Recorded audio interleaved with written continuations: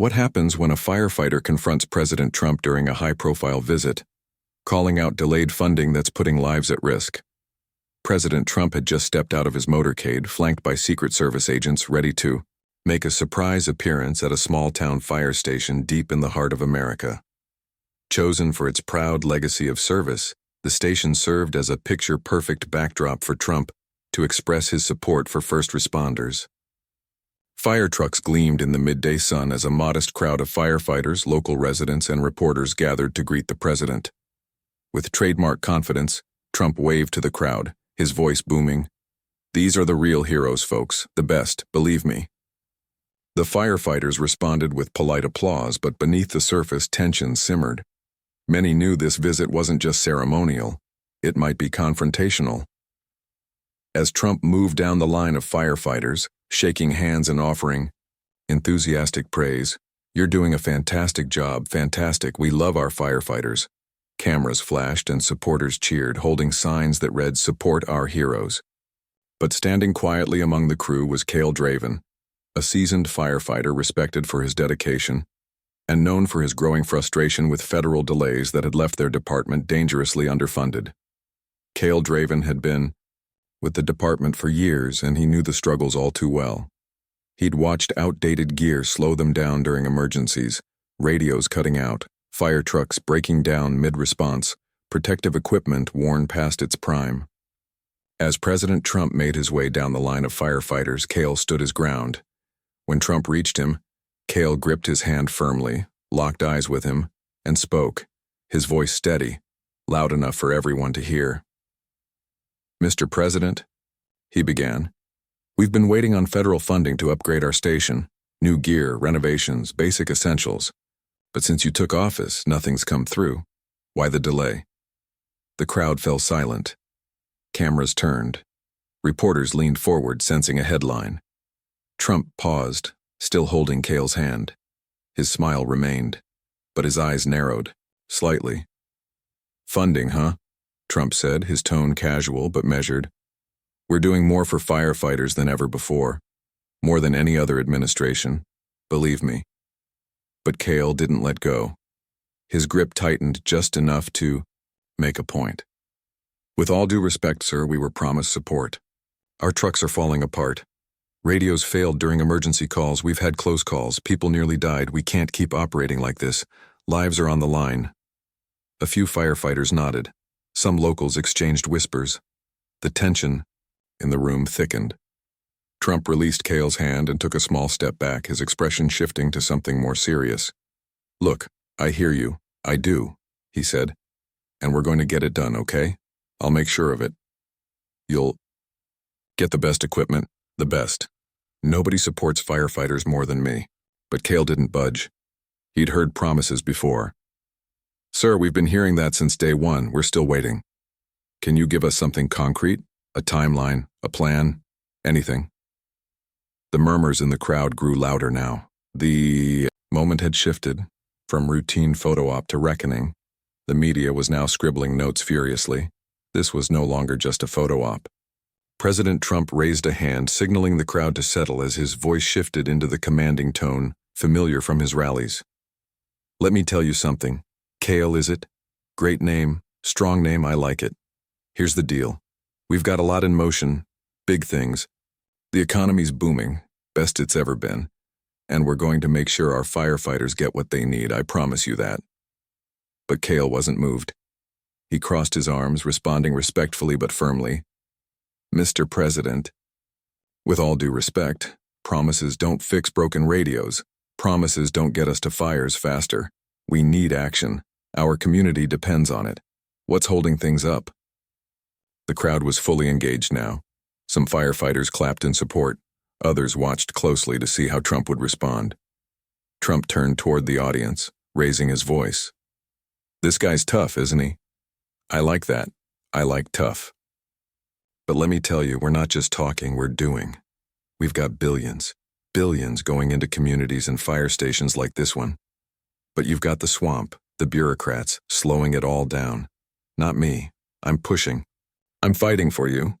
Just then, another firefighter, a woman named Lisa Ravoon, stepped forward, emboldened by Kael's stand. Sir, if I may, she said, we've been told the funds are tied up in some review process, but we can't wait. Just last month, our ladder truck wouldn't start. We had to borrow one from another station. That's not right.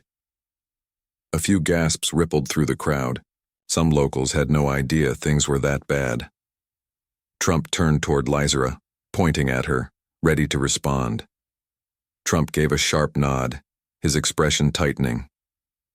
That's a disgrace, a total disgrace, and I'm going to fix it. I'll call. My people will get this straightened out.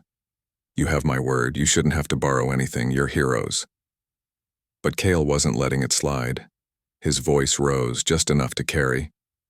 Sir, why is there even a review process for something this urgent? Shouldn't fire stations be a priority? Shouldn't we get what we need without jumping through hoops? Trump turned back to him, frustration and resolve mixing in his tone. Look, I agree. It should be simple. It should be fast. But in Washington, they love red tape. They live for it. I'm trying to cut through that. I'm the best at cutting through red tape. Nobody does it better, believe me. Lysera stepped forward again, calm and steady. Mr. President, we appreciate the effort. But while you're cutting through red tape, we're losing time. We're losing safety. Can you at least give us a direct contact? Someone we can call to push this forward? The crowd responded with applause, clearly in favor of her practical approach. Trump nodded, pointing toward her with approval. Smart. Very smart. I like that. Yes, you'll get a contact. I'll have my team reach out. You'll hear from us, I promise. We're going to make this right, you'll see. But Kael wasn't finished. He stepped a little closer, voice steady and firm. Sir, we've heard from your team before. They tell us to wait, tell us it's coming. But we're still here. Same old gear, same old problems. What makes this time different? The crowd was hanging on every word, the tension thick as they waited for Trump's response. Raising both hands to quiet the murmurs, his voice boomed across the station. What makes this different? I'll tell you. I'm here. I'm listening. I'm seeing it with my own eyes. I don't like excuses and I don't like delays. I'm going to make the calls and I'm going to get this done. You have my word, and my word is gold, believe me. From the crowd, an older local named Torvin called out, Mr. President, we trust you, but we've been burned before.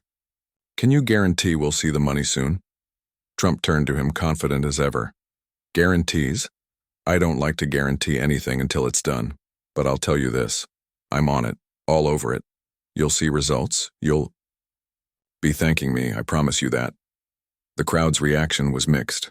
Some clapped at the show of enthusiasm, while others whispered quietly, unsure if this was real commitment or another empty vow. Kael spoke again, his tone softer, but still resolute. Mr. President, I hope you're right, I really do. Because the next time we get a call, I don't want to wonder if our gear will fail, I just want to save lives. Trump nodded slowly, his expression serious now. I hear you, Kael. I hear you. And I'm going to make sure you never have to worry about that again. You're going to have the best, the absolute best. We're taking care of our firefighters. Then Lysera stepped in once more, calm, but pressing. Sir, if you're serious, can you at least tell us who's in charge of this review process so we know who to follow up with? We need to know who to hold accountable, Lysera pressed. Trump turned to her, his voice sharp and firm. I'll find out. I'll get you a name. I don't like this review nonsense either. I'm going to shake things up. You'll see. We're going to get this moving. The crowd clapped again, a few firefighters nodding in cautious approval, though others remained stone-faced, unsure whether to believe him. Kael stepped back, his message delivered, but added one final remark. We'll hold you to that, sir. We're counting on you. Trump gave a quick nod, locking eyes with him. And I won't let you down, Kael. You'll see. You'll all see. With that, he moved down the line, shaking hands with the remaining firefighters, his voice rising, again with trademark flair. These are the best people, absolute best, and we're going to take care of them, believe me. Cameras flashed, conversations buzzed, and reporters jotted down every word as Trump wrapped up his visit. As he reached the end of the line, he turned one last time to address the crowd. "We're going to make this station great, better than ever. You'll see." Then he disappeared into his motorcade, flanked by Secret Service, the convoy rolling away as firefighters stood watching, some quietly hopeful, others still doubtful. Kael and Lysara exchanged a few quiet words, wondering aloud whether this visit would finally bring real change or fade like so many promises before. The crowd began to disperse, the media rushing to publish their stories. But one question lingered in the air. Would the funding come through, or was this just another day at the fire station? If this moment made you reflect on the challenges our firefighters face, hit subscribe for more real-life stories that push us to support our heroes. And let us know in the comments. Do you think Trump will keep his word, or will they be left waiting once again?